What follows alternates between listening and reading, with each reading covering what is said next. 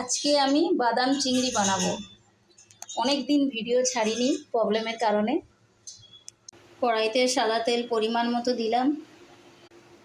তেলটা গরম হয়ে গেছে, গোটা গরম মশলা দিয়ে দিলাম। গরম মশলাগুলো লাল হয়ে গেছে, এবার চিংড়ি মাছগুলো দিতে হবে। চিংড়ি মাছগুলোকে নাড়াচাড়া করে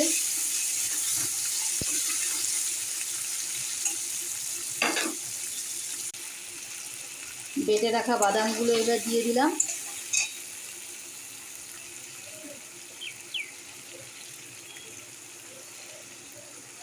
কাজু বাদাম, চালমগজ, লাল বাদাম মিক্স করে কাঁচা লঙ্কা দিয়ে বেটেছি।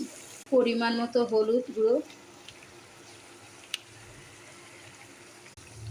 পরিমাণ মতো টক দই, পরিমাণ মতো নুন হলুদ দিয়ে কষাতে হবে।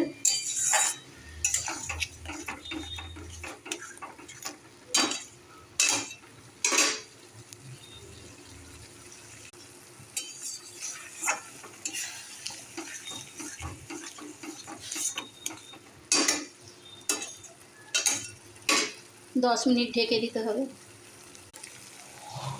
আমি ঢেকে রাখাটা খুলেই নাড়ালাম পরিমাণ মতন। যার যেমন দরকার সে পরিমাণ মতো জল দেবে। কেউ একটু শুকনো রাখতেও পারে, পরিমাণ মতো জলও দিতে পারে।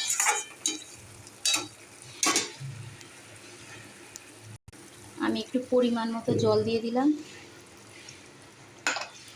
মিক্সিটা ধুয়ে রাখা বাটিটা জল দিয়ে দিলাম, বাদাম বাটার জলটা।